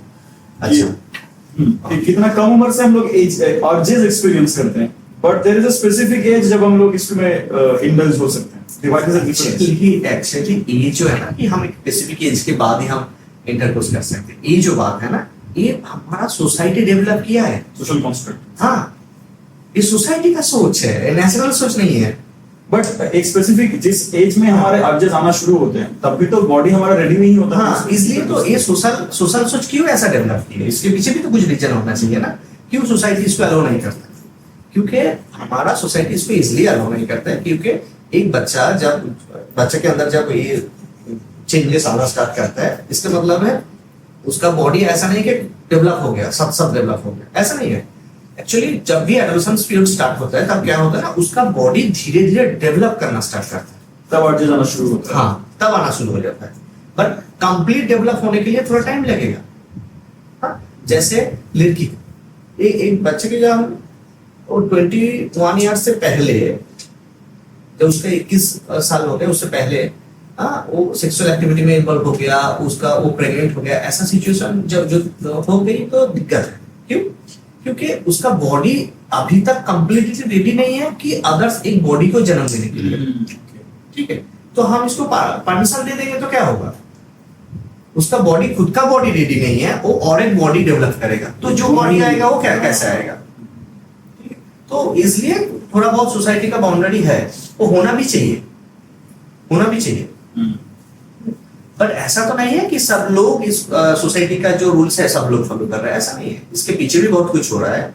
हाँ, पर इसलिए सेक्स एजुकेशन की जरूरत है, पीछे भी होगा, फिर भी वो खुद को कैसे प्रोटेक्ट करेगा। नेक्स्ट एक टॉपिक जो बहुत कॉमनली हमारे पास आया है ये क्वेरी कि मास्टरबेशन के बाद जो एक गिल्ट फील आता है, ये इसका साइकोलॉजिकल रीजन क्या है? कि अगर ये नेचुरल है, अगर ये बात हमारे अंदर नेचुरली इंस्टॉल्ड है, तो हम लोग ऐसा कोई एक्टिविटी में इन्वॉल्व होने के बाद हमारे अंदर ऐसा गिल्ट क्यों आता है? ये बहुत अच्छा क्वेश्चन है। हम लोगों को पहले समझना चाहिए कि हम लोग जो कुछ भी एक्टिविटी करते हैं ना, इसके पीछे दो कारण है। एक सोसाइटी का एक कारण है और हमारे खुद के अंदर से कारण आता है जो साइकोलॉजिकल है। ठीक, जैसे नेचुरली जब हम कुछ पोर्न या कुछ देखने के बाद या कुछ सुनने के बाद हमारे अंदर एक सेक्सुअल एक्टिविटी का मन कर रहा है, और धीरे धीरे वो जो फोर्स है वो अंदर से बहुत ताकतवर हो रहा है, तब हम उसको रिलीज करने के लिए क्या करते हैं, उसको रिलीज करने के लिए हम लोग मास्टरबेट करते हैं। टेंशन को, सेक्सुअल टेंशन को रिलीज वो रिलीज करने के लिए आप मास्टरबेट कर देते हैं। तब क्या होता है, हमारे दिमाग और पूरा बॉडी में ना एक सुकून महसूस होना चाहिए। बट इस जगह में दिक्कत क्या है, क्योंकि इसके बाद ही हमारा दिमाग जब शांत हो जाता है, तब क्या होता है, सोसाइटी का जो नॉर्म्स है वो हमारे दिमाग में काम करना स्टार्ट कर देता है। सोसाइटी का जो नॉर्म्स है, सोसाइटी का जो थिंकिंग है, वो हमारे दिमाग में काम करना स्टार्ट करता है। क्योंकि हम जिस सोसाइटी में बड़ा हो रहा है ना, उस सोसाइटी में तो सेक्स को लेकर एक नेगेटिविटी है ही। ठीक है, और हम लोग सोचते हैं, ज्यादा से ज्यादा बच्चा सोचते हैं कि जो सेक्सुअल एक्टिविटी है वो सही एक्टिविटी नहीं है, वो जो करता है ना वो अच्छा आदमी नहीं करता है। सेक्सुअल एक्टिविटी, हाँ ऐसा होता है कि अच्छा आदमी ऐसा नहीं करता है। तो फिर क्या होता है, वो जब मास्टरबेट कर लेता है, उसके बाद क्या होता है, उसके दिमाग में ये सब कॉन्सेप्ट आना स्टार्ट हो जाता है कि मैं अच्छा लड़का नहीं हूँ, ये नहीं करना चाहिए था, मैं बहुत गलत कर दिए। तो ये जो सोच है, इस टाइप का जो नेगेटिव सोच है, इस सोच हम लोगों को इस टाइप का फीलिंग्स में लेकर आता है। Guilt is mainly from the social construct. हाँ, ये इंटर साइकोलॉजिकल कोई इशू नहीं है इसके पीछे। तो साइकोलॉजिकली ये हमारे अंदर कैसा फीलिंग जनरेट करता है, जनरली कि हम लोग बहुत प्लेजेंट फील करना चाहिए इसके बाद? हाँ, गुड प्लेजर फील होना चाहिए आफ्टर द, हाँ गुड प्लेजर होना चाहिए नॉर्मली। गुड प्लेजर एक्चुअली उस सिचुएशन में हमारे अंदर एक बहुत अच्छा एनर्जी फील होता है। हाँ, गुड प्लेजर फील होता है, इसलिए तो हम लोग आगे बढ़ते हैं, उस गुड प्लेजर को बार बार लेने की कोशिश करते हैं। और पॉर्न एडिक्शन, अगर हम लोग साइकोलॉजी के एस्पेक्ट में सोचे, एक रिलेशन को ये कैसे कैसे इंपैक्ट कर सकता है? कोई भी रिलेशन, चाहे वो एक कपल के रिलेशन को, टू बी वेरी स्पेसिफिक, वो पॉर्न का एडिक्शन इस चीज को कैसे इंपैक्ट कर सकता है इन लॉन्ग रन? एक्चुअली हम लोगों को पहले ये क्लियर होना चाहिए, एडिक्शन किसी भी चीज के ऊपर, ठीक है, उसका एक नेगेटिव दिख है, वो नेगेटिव दिख इफेक्ट करेगा ही करेगा। एडिक्शन क्या है पहले ये समझना चाहिए। एडिक्शन एक्चुअली एक हैबिट है, एक बहुत ताकतवर हैबिट है, जिस हैबिट से हम बाहर नहीं आ पाएंगे। इतना ज्यादा हैबिट हम अंदर डेवलप कर लिए, हैबिचुएट हो गया कि हम उससे साइड आना हमारे लिए बहुत दिक्कत हो जाएगा। ठीक है, और बेसिकली जब हम फोन एडिक्टेड हो जाते हैं तब क्या होता है, क्यों एडिक्टेड होता है? क्योंकि हम जब भी फोन देखते हैं ना, तो हमारे अंदर एक अच्छा सा फीलिंग्स डेवलप होता है, गुड प्लेजर डेवलप होता है, डोपामाइन रिलीज करते हैं। तो इसके निशा से ये बार बार अच्छा ये जो फीलिंग्स है, गुड प्लेजर है, इसको पाने के लिए हम लोग बार बार इस एक्टिविटी या इस पॉर्न देखते रहते हैं। और बार बार जब हम देखते रहते हैं तब क्या होता है ना, एक हैबिट बन जाता है। जिस हिसाब से सोचिए कोई आदमी ड्रग ले रहा है, ड्रग लेने के बाद क्या है, उसके अंदर भी थोड़ा कुछ केमिकल चेंज होता है, डोपामाइन रिलीज होता है, केमिकल चेंज होता है, बट क्या बार बार लेने से क्या होता है, वो एडिक्टेड हो जाता है। क्यों? वो जो सिचुएशन लेने के बाद जो सिचुएशन क्रिएट हो रहा है, वो सिचुएशन का एडिक्टेड हो जाता है। और जब भी दिमाग इसके हैबिचुएट हो जाता है तो बार बार वो लेने का कोशिश करता है। ठीक है, तब क्या होता है ना, जब पॉर्न एडिक्शन हो जाता है तब उसका जो रियलिटी है, पॉर्न तो एक अलग बात है और उसका भी तो एक रियलिटी है ना, जो नॉर्मल लाइफ में चलता है, तब जाकर ये दोनों में अंतर हो जाता है, कॉन्फ्लिक्ट हो जाता है इस दोनों के अंदर। ठीक है, कोई बार बार पॉर्न देखता है और एडिक्टेड है तो उसके मतलब है उसके अंदर जो दिख रहा है ना, वही उसके दिमाग में बैठ गया है। अच्छा, वो सब कुछ उसके हिसाब से पाने का कोशिश करेगा। और फिर जब वो कपल रिलेशनशिप में आएगा, रियलिटी में आएगा, उसका पार्टनर सोचिए कि एडिक्टेड नहीं है, उसका पार्टनर एक नॉर्मल पार्टनर है, तब क्या होगा? तब जाकर जब भी वो दिमाग में एक अलग सा माइंडसेट लेकर इंटरकोर्स में आएगा, तब जाकर इन पार्टनर का दिक्कत होगा। ठीक, बेसिकली सेक्स टोटली एक अलग चीज है, जो हम पॉर्न में देखते हैं वो नहीं है, टोटली अलग चीज है। सेक्स होता है कि दोनों के अंदर, दोनों आदमी का अंदर एक माइंडसेट है, एक इमोशनल रिस्पॉन्स है, एक इमोशनल अटैचमेंट है। ठीक है, इसमें ऐसा नहीं है कि एक आदमी खुद राजा है और एक दासी है, ऐसा नहीं है, दोनों बराबर है। पर हम जब सेक्स पॉर्न देखते हैं ना, तब क्या होता है, तब एक डोमिनेशन भी काम करता है। कुछ पॉर्न ऐसा भी होता है जो मेल डोमिनेशन काम करता है। तो एक लड़का देखेगा, उसके अंदर एक मेल डोमिनेशन काम करेगा, फिर वो आने के बाद उसका जो रियल पार्टनर है उसके साथ वो डोमिनेशन उस जगह में स्टार्ट करेगा तो दिक्कत हो जाएगी, फिजिकल अब्यूज शुरू हो जाएगा। तो हो जाएगा, होता भी है, बहुत सारा होता है। बहुत टाइम में ऐसा भी होता है कि जो लड़की उसको देख रहा है, कौन एडिक्टेड हो गया, तो वो कभी कभी वो चाहता है कि मेरा पार्टनर मेरे ऊपर अब्यूज करे, नहीं तो उसको सेटिस्फेक्शन नहीं आएगा। क्यों? क्योंकि उसके दिमाग में नो फन घुस गए। तो इसलिए जब भी हम किसी बुरा चीज का हम एडिक्टेड हो जाएंगे ना, तो दिमाग में रखना पड़ेगा, वो हमारा रियल लाइफ के ऊपर इफेक्ट करेगा ही करेगा। specifically because porn is not based on reality. Yes, That is scripted, and that is somehow scripted in a way that actually manipulates our way of thinking Yes. regarding sex, right? तो और इसीलिए शायद ये porn का easy availability के लिए ही क्या इतना sexual crimes बढ़ रहे हैं, या फिर ये बोलना बहुत मुश्किल है, एक बात में आंसर करना बहुत ही मुश्किल है, क्योंकि ये जो सेक्सुअल क्राइम है ना, ये एक माइंडसेट है। ऐसा नहीं है कि कोई आदमी डेली सेक्स का वीडियो देख रहा है और पॉर्न एडिक्टेड है, वो सेक्सुअल अब्यूज करेगा, ऐसा नहीं। बहुत सारा आदमी है जो पॉर्न एडिक्टेड है, वो कभी भी सेक्स एडिक्टेड नहीं, सॉरी क्राइम में इन्वॉल्व नहीं हुआ। ठीक है, उसके दिमाग में अंदर बहुत कुछ चल रहा है, बट वो इन्वॉल्व नहीं हुआ। जो ये अब्यूज के अंदर आता है, जो आदमी अब्यूज करता है ना, वो दिमाग का एक अलग सा स्टेज है, उसका सोच अलग टाइप का है। ठीक है, वो एक टाइप का प्रॉब्लम है जो उसके दिमाग के अंदर धीरे धीरे डेवलप हो गया है, और उसके अंदर सेक्सुअल भी एक क्राइसिस है, उसको खुद को प्लेजर देने के लिए वो उस टाइप का एक्टिविटी करना है। क्योंकि नॉर्मल सेक्स में ना एग्रेसिव का कोई जगह है नहीं। एग्रेसिव का मतलब मैं बोल रहा हूँ कि एक और एक क्यों अब्यूज कर रहा है, ऐसा जगह नहीं है। क्योंकि दोनों पार्टनर जब मिलेगा और शांति से मिलेगा, इमोशनली मिलेगा, दोनों पार्टनर एक जो और एक आदमी को अंडरस्टैंडिंग, दोनों के अंदर अंडरस्टैंडिंग रहेगा, तब जाकर दोनों मिलकर एक अच्छा सेक्स लाइफ लीड कर पाएगा। बट एक और एक के ऊपर अब्यूज कर रहा है, इस सिचुएशन में डोमिनेट कर रहा है, इस सिचुएशन में तो एक अच्छा सेक्स लाइफ लीड नहीं कर पाएगा, संभव ही नहीं है। हाँ, बट किसी किसी दिमाग के अंदर ऐसा घुस जाता है कि डोमिनेट करना ही सेक्स लाइफ है। कोई ये सिचुएशन ज्यादा से ज्यादा लड़का का ही होता है कि उसको लगता है कि डोमिनेट करना ही सेक्स लाइफ है। जब हम सेक्स करेंगे तो मेरा पार्टनर के ऊपर हम बहुत सारा डोमिनेट करेंगे। तो ये जो नेगेटिव थिंकिंग है, ये जब घुस जाता है किसी के अंदर, तब जाकर दिक्कत होती है, तब क्राइम शुरू होता है। हाँ, ये पॉर्न से भी आ सकता है, हाँ, और खुद का माइंडसेट भी ऐसा हो सकता है। ये डिपेंड करता है। हम ऐसा कभी भी बोल नहीं पाएंगे कि पॉन्स के लिए ऐसा ऐसा हो रहा है ऐसा। सेक्स एजुकेशन कैसे ये फॉर्म को डिक्रीज करने में कंट्रीब्यूट कर सकता है?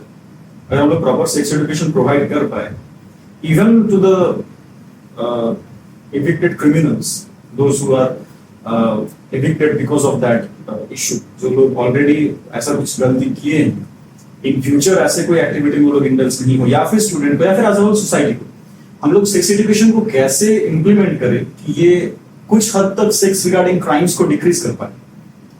एक्चुअली पहले ना सोसाइटी को ये बोलना चाहिए सेक्स कोई खराब चीज है ही नहीं, ये बहुत अच्छी चीज है, ये बहुत क्या बोलूंगा, ये बहुत पवित्र है, डिवाइन डिवाइन बहुत अच्छा है, ठीक है। हम लोगों का जो बॉडी है ना, शरीर ये मंदिर है, हाँ इसके अंदर सेक्स है। तो हम लोग जब भी मंदिर में जाएं तब भी हमारे दिमाग में क्या होता है, हम शांत हो जाते हैं, हम अच्छा सोच को लेकर जाने का कोशिश करते हैं, हम उधर जाकर बहुत शांत से बैठते हैं, पूजा करते हैं। जब भी हम बचपन से इसको लेकर बड़ा हो जाएंगे कि हमारा बॉडी भी एक मंदिर है, हाँ सेक्स उसका ही एक पूजा है, तो उस थिंकिंग किसी के अंदर डेवलप हो जाए ना, तो वो ऐसा नहीं करेगा। तो इसलिए मैं बोल रहा हूँ कि बचपन से ही हम उसको एक अच्छा आदत डाल दें उसके अंदर, बचपन से ही हम उसको सिखाएं। एक्चुअली हमारा इंडियन जो सोसाइटी, इंडियन कल्चर है ना, उसमें ऐसा था। Actually I was coming to this point कि एंशिएंट इंडिया में सेक्स को लेके बहुत ज्यादा ओपन माइंडेडनेस था। हाँ, लाइक अगर हम लोग बोले कि अभी की सोसाइटी में जिस चीज को लेके हम लोग बात कर भी नहीं पा रहे, एंशिएंट इंडिया में उसको लेके बुक्स लिखे हैं, literally Kamasutra all that things. तो ancient India was quite way more open minded than today that we are. तो ये हो सकता है कोई एक इन्फ्लुएंस की वजह से हम लोग के अंदर ऐसा कोई आइडिया आया, बट हमारा हिस्ट्री अगर हम लोग देखें तो we were totally different than what we are today about sex and about all this sexual health issues. So वो पुराना जो आइडियोलॉजी है रिगार्डिंग सेक्स, जैसे आपने बोला, ये बात मुझे बहुत पसंद है कि आपने बोला कि sex is divine, it is actually. और ये सब पॉर्न एंड ये सब मेंटालिटी इस चीज को गंदा कर रहा है, गंदा बना रहा है, that is not the truth. तो एंशिएंट इंडिया के कैसे कैसे फिलोसॉफीज हम लोग फॉलो कर सकते हैं अभी, जो हमारे पास और ज्यादा क्लैरिटी लाएगा? इस बारे में हम लोग क्या बात कर सकते हैं?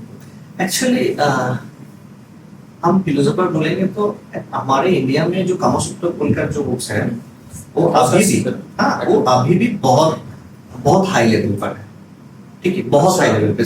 मेरे ख्याल से होल वर्ल्ड में इससे ज्यादा सेक्स को लेकर इतना अच्छा बुक्स है ही नहीं, हाँ इतना क्वालिटी बुक्स है, ठीक है। इसमें आप इसको पढ़ेंगे तो आपको क्लियर हो जाएगा, बहुत अच्छा से इसके ऊपर डिस्कस किया गया है। इसका बहुत टाइप का जो आसन होता है, इसमें आसन बोल रहा है, तो ये बहुत अच्छा लगा मुझे कि हम लोग सेक्स को किस टाइप से देख रहा हूँ और ये बुक्स में किस टाइप से हम बोल रहे हैं कि ये इसको बहुत आसन या इसके जोक के साथ इसको जुड़ा गया है। और उसके साथ साथ क्या करना चाहिए, हम किसी का 2-3 पार्टनर है तो उसके साथ कैसे कैसे बिहेव करना चाहिए, ये हर चीज को लेकर इसमें डिस्कस है और बहुत अच्छा से डिस्कस है, ठीक है। और ये एक्चुअली इंडिया में सेक्स स्पिरिचुअलिटी का एक पार्ट है। तो इससे ये पता चलता है कि हमारा जो पुराना इंडिया है उसका जो सोसाइटी उस कल्चर में सेक्स को बहुत एक मंदिर जैसा फीलिंग्स आया था। और अभी भी कुछ ना कुछ बहुत सारा मंदिर है जिसके दीवार में सेक्स का बहुत कुछ एक्टिविटी हम लोग को देखने के मिल जाएगा, बहुत कुछ एक्टिविटी देखने का मिल जाएगा। हम कुछ दिन पहले एक गाँव में गए थे वर्धमान का, तब उसके उधर देखे कि एक पुराना मंदिर, उसके गाँव में वो सेक्सुअल एक्टिविटी का पिक्चर है, तब रह गया वाह। और आज हम क्या सोच रहे हैं, एक्चुअली सेक्स बहुत ही अच्छा एक चीज है और बहुत ही रिस्पेक्टेड चीज है। हमको उस हिसाब से हमारे बच्चों को सिखाना चाहिए, इसको मिसयूज मत करो भाई। इसको जितना हम कंट्रोल कर पाएंगे, इसको जितना हम रिस्पेक्ट कर पाएंगे, अच्छा से इसको यूज कर पाएंगे, तो हमारा माइंड का बहुत डेवलप हो जाएगा इसमें। एंड जैसा आपने बोला कि ये बात मुझे बहुत इंटीग्रेट करती है, सेक्स इज डिवाइन। ये किस वे में डिवाइन है, मतलब ये बात बहुत इंटरेस्टिंग लगा मुझे। मैं इस बारे में ये करना चाहता हूँ, बात करना चाहता हूँ।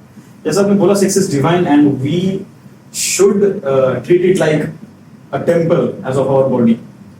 ये क्यों, ऐसा क्यों? एक्चुअली ये जो सेक्स है ना, ये सेक्स के बारे में जो हम बात कर रहे हैं, ये एक्चुअली नेचुरल, हाँ नेचुरल, जो नेचुरल होता है ना, वो कभी भी वो बैकडेटेड नहीं होता है, वो हर वक्त न्यू रहता है। ठीक है, एक्चुअली सेक्स ऐसा चीज है ना, ये कभी भी पुराना नहीं होगा, ये हर वक्त न्यू रहेगा। क्यों? क्योंकि ये मेरे ख्याल से एक स्पिरिचुअलिटी के साथ जुड़ा हुआ है और ये रियलिटी है। रियलिटी जो रियल है ना, वो लगभग उसका उम्र बहुत ज्यादा होता है, वो एक ही जगह में रह जाता है।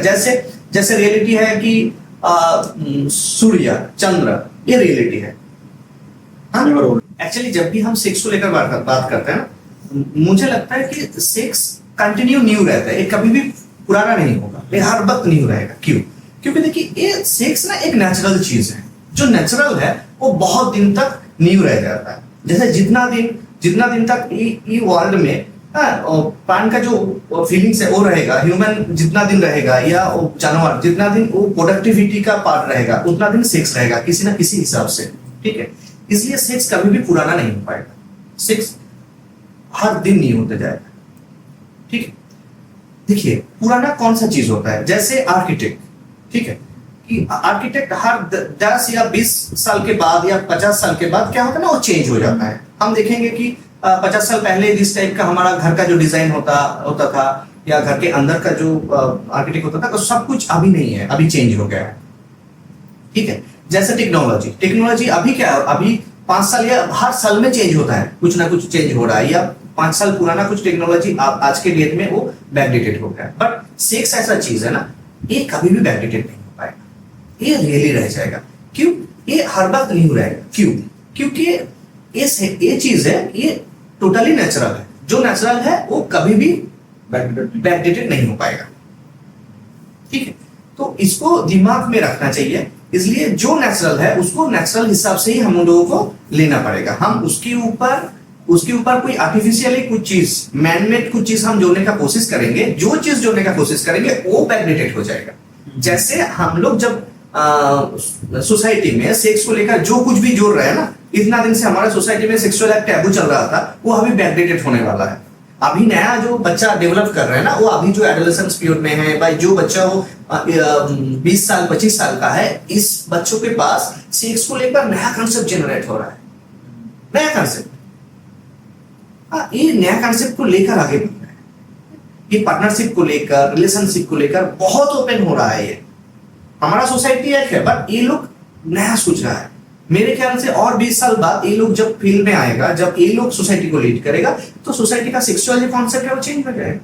रिलेशनशिप का जो कॉन्सेप्ट है वो अभी जैसा चल रहा है ऐसा नहीं चलेगा, चेंज होने वाला है। So this thought will be obsolete. Yes.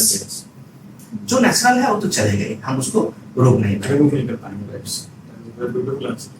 और सर ये क्वेश्चन काफी कोई इसमें आया था कि सपोज कोई बच्चा अगर बचपन में कोई लाइक सेक्सुअल अब्यूज का शिकार हुआ, तो लॉन्ग टर्म में उसके मेंटल हेल्थ पे ये कैसे इंपैक्ट कर सकता है, साइकोलॉजिकली उसके अंदर क्या क्या सफरिंग आ सकता है इस रिगार्ड? बहुत ज्यादा प्रॉब्लम क्रिएट हो सकता है इसमें, बहुत ज्यादा प्रॉब्लम। जैसे कोई बच्चा धीरे धीरे डेवलप कर रहा है ना, मैं जैसे फर्स्ट स्टार्टिंग में बोला था कि एक बच्चा का एज डेवलप कर रहा है, उसके साथ साथ उसका बॉडी डेवलप कर रहा है, उसके साथ साथ उसका सेक्स, साइकोलॉजी सब कुछ डेवलप कर रहा है। ठीक है, और जब वो डेवलप हो रहा है, उसका सेक्स ऑर्गन अभी तक ठीक से डेवलप नहीं किया है, उस सिचुएशन में उसको अब्यूज हो जाए, उसके ऊपर टॉर्चर हो जाए सेक्सुअल, तब क्या होगा? तब फास्ट जो होगा ना, उसके अंदर एक ट्रॉमा डेवलप कर जाएगा उस चीज को लेकर। ठीक है, वो ट्रॉमा धीरे धीरे दिमाग में बैठ जाएगा। वो तो बैठ गया, हम लोग क्या करेंगे इस सिचुएशन में? ज्यादा से ज्यादा क्या होता है, रियलिटी में क्या होता है कि एक बच्चा, जैसे पुरुलिया में एक एग्जाम्पल लेता हूँ, मीन्स नया चिल्ला स्टार्ट किए, एक 8 साल का बच्ची आई, उसको माँ लेकर आई उसको, कि वो एक ट्रॉमा में है, वो किसके साथ बात नहीं कर रहा है, खास करके कोई लड़का के साथ बात नहीं कर रहा है, उसको पापा के साथ वो ठीक से बात नहीं कर रहा है, सबके साथ डर रहा है। तो हम धीरे धीरे समझ में आया कि वो सेक्सुअली अब्यूज है। कैसे हो गया हम उस बात में नहीं जा रहा हूँ, बट वो सेक्सुअली अब्यूज है। इसके कारण क्या हुआ है, उसके अंदर इतना ट्रॉमाटाइज हो गया कि वो हर लड़का को अलग से दिख रहा है, उसके ऊपर वो बिलीव नहीं कर पा रहा है, खुद का पापा के ऊपर भी बिलीव नहीं करता। क्यों? क्योंकि वो उसके ऊपर जो साइकोलॉजिकली उस टाइम में प्रेशर आया था ना, वो इतना ट्रॉमाटाइज कर दिया उसको, वो उससे अब बाहर नहीं आ पा रहा है। फिर हम लगभग 1.5 साल काउंसलिंग में रहना पड़ा, उसके बाद वो धीरे धीरे उससे बाहर आया। ठीक है, मैं और एक एग्जाम्पल में दे रहा हूँ कि अभी जिसका एग्जाम्पल देने का कोशिश कर रहा हूँ वो भी एक लड़की है, वो अभी कॉलेज में उसका पढ़ाई चल रहा है। उसका इसका मतलब है 22 साल का ही होगा। तो वो क्या करे, उसका फैमिली ने चाह रहा है कि उसको शादी करने के लिए कोशिश कर रहा है, पर वो शादी के लिए तैयार नहीं। जब भी शादी के बाद उठ रहा है ना, उसका बहुत ज्यादा एंजाइटी हो रहा है, वो सेंसलेस हो रहा है, उसका डिप्रेशन डेवलप कर रहा है। तो इस सिचुएशन हो रहा है। तो इस सिचुएशन में लड़की ने खुद मेरे से कांटेक्ट किए कि मेरा ऐसा ऐसा प्रॉब्लम हो रहा है, तो क्या करना है। तो हम सब सोचने के बाद हम उसको बोले कि तुम एक काम करो, तो मेडिसिन स्टार्ट करो पहले, फिर हम क्योंकि तुम्हारा डिप्रेशन बहुत ज्यादा है, तो पहले मेडिसिन स्टार्ट करो, फिर हम स्टार्ट करेंगे। तो साइकियाट्रिस्ट के पास गए, साइकियाट्रिस्ट मेडिसिन सब स्टेप करने के बाद रेफर टू काउंसलिंग कर दिया।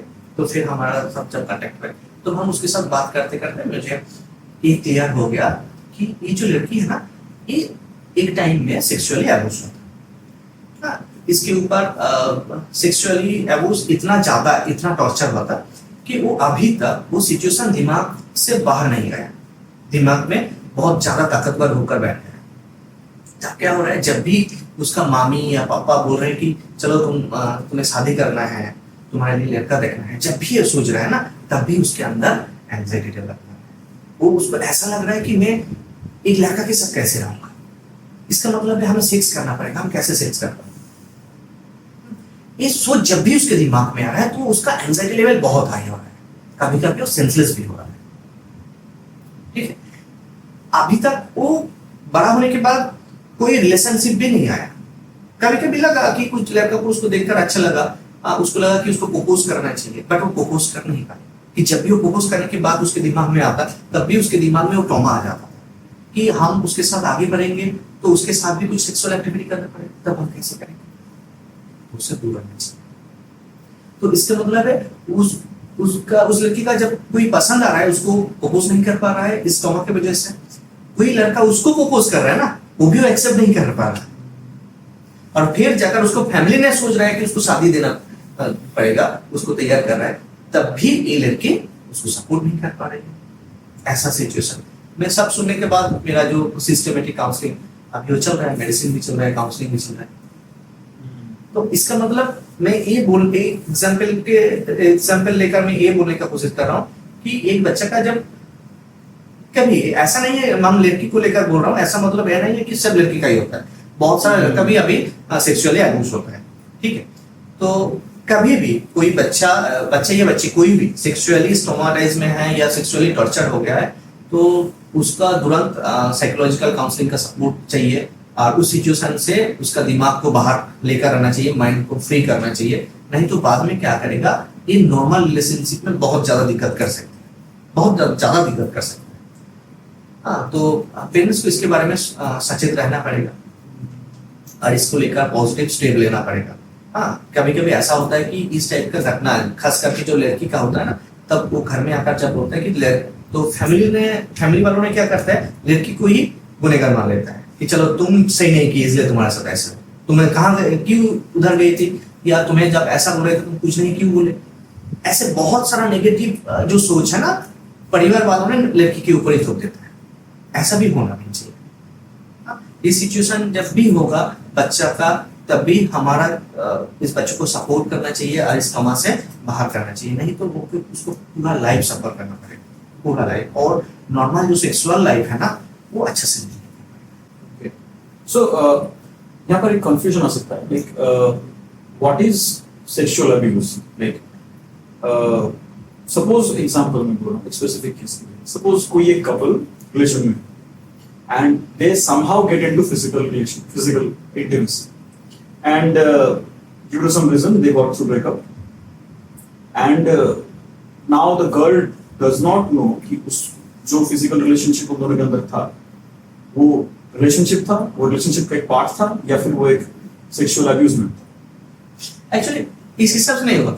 sexual abuse हम किसको बोले, हम that is the question। हाँ, इसको बोलेंगे तो हम लोगों को बोलना पड़ेगा कि जब भी दोनों आदमी मन ही मन डिसाइड कर लेता है कि हम इंटरकोर्स में आएंगे या सेक्सुअल एक्टिविटी में आएंगे, तब जाकर वो लोग जब इन्वॉल्व होता है उसको सेक्सुअल अब्यूज हम कॉन्सेंट रहना चाहिए। हाँ, दोनों का।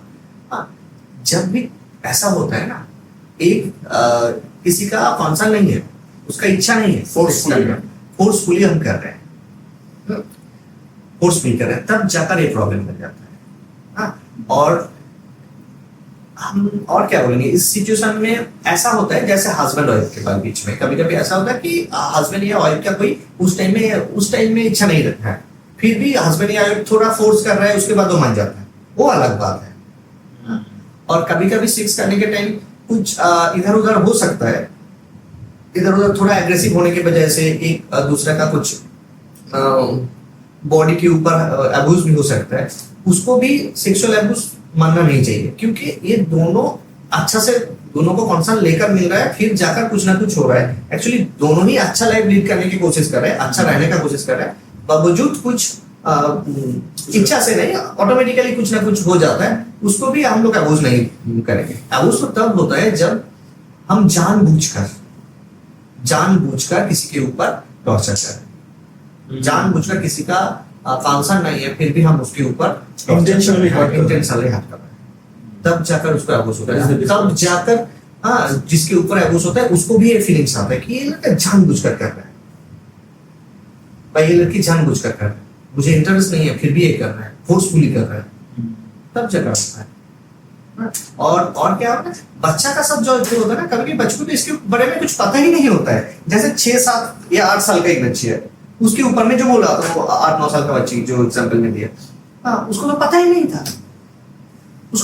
था, कि एक सेक्स क्या है, इसको लेकर क्या होता है, उसको कोई कंसर्न है ही नहीं। फिर भी क्या होता है, वो अचानक उस सिचुएशन के सामने आ जाता है, तो उस सिचुएशन इतना उसके लिए हार्टफुल होता है कि वो फेस नहीं कर पाता। वो जब भी उसको दिमाग में उस सिचुएशन दिमाग में आ जाता है ना, उसको एंजाइटी बढ़ जाता है, उसको सेंसलेस होने का एक फीलिंग्स आ जाता है, सांस रोक रहा है, इस टाइप का एक फीलिंग्स आ जाता है, क्योंकि फोर्सफुली उसके साथ कुछ किया। हाँ, एक्चुअली फोर्सफुली या उसके टाइम से पहले उसके ऊपर। तो आपने जैसा केसेस एक्सपीरियंस किया, मेनली ये सेक्सुअल अब्यूज के शिकार लड़के भी होते हैं, और मेनली कौन से एज में ये सब क्राइम सबसे ज्यादा होता है स्टैटिस्टिकली जब काउंट करते हैं? ऐसा बोलना थोड़ा मुश्किल है। क्यों मुश्किल है? क्योंकि ये जो प्रॉब्लम होता है ना, ये जो अब्यूज का जो प्रॉब्लम होता है, ये ज्यादा से ज्यादा क्या होता है, ये हिडन ही रह जाता है, सामने ही नहीं होता है। तो स्टैटिस्टिकली एग्जैक्ट डेटा निकालना बहुत मुश्किल है, बहुत मुश्किल है।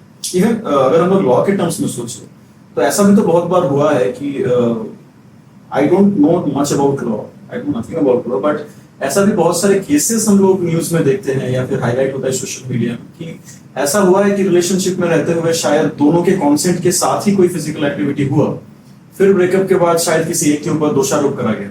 वो तो अलग बात है, जानबूझकर हम लोग किसके ऊपर तो केस कर सकते हैं कि ऐसा एक that was not even abuse. हाँ, ये मैच्योर कपल में भी होते हैं बहुत सारे। हाँ, हो सकता है, वो तो अलग बात है, वो सेक्स एजुकेशन का पार्ट एक्चुअली है, ऑब्वियसली नहीं है। हाँ, वो रिवेंज लेने का पार्ट है। We should actually talk about this love and breakup thing in a different episode of this thing, right? So actually this kind of abusement in long run can hamper real relationships, okay? So कैसे and sex education अगर हम लोग properly provide कर पाए तो हम लोग शायद बच्चों को और सेफ रख सकते हैं इस चीज के बारे में। जरूर, मेरे ख्याल से सेक्स एजुकेशन होना चाहिए, और इतना एक अच्छा चीज हम बच्चों से क्यों दूर रखेंगे? क्योंकि देखो, एक क्लियर थिंकिंग है, हम लोगों को नॉर्मल लाइफ लीड करना है, ठीक है? नॉर्मल लाइफ जब भी हम लीड करने के लिए सोचेंगे तो हमारा जो नॉर्मल एक्टिविटी वो तो हम सोचेंगे ना, तो नॉर्मल एक्टिविटी के अंदर क्या होगा? हमारा जो नॉर्मल खाना खाना, सांस लेना, सुनना, दिखना, इसका मतलब है हमारा बॉडी में जितना भी ऑर्गन है उसका जो काम है वो करना, यही नॉर्मलिटी है, ठीक है? और इसका बहुत वाइटल पार्ट हो गया कि सेक्स ऑर्गन। क्यों? क्योंकि सेक्स ऑर्गन है, इसलिए हमारा जो ये ह्यूमन सोसाइटी है टिका हुआ है। तो आप क्यों इतना वाइटल चीज से हमारा बच्चों को हम दूर रखें? क्यों रखें? इसलिए इसके ऊपर डिस्कशन होना चाहिए और ओपन डिस्कशन होना चाहिए, और जिस उम्र में जितना नॉलेज देना चाहिए उस उम्र में उतना नॉलेज होना चाहिए एक बच्चों को, हर बच्चों को होना चाहिए। जैसे हमारा जो स्कूल का सिलेबस है वो तो एज के हिसाब से होता है ना, तो ऐसा क्यों नहीं हमारा खुद का लाइफ का जो एक्सपीरियंस है उसको हम ऐसे करके क्यों नहीं डिस्कस कर पाएंगे?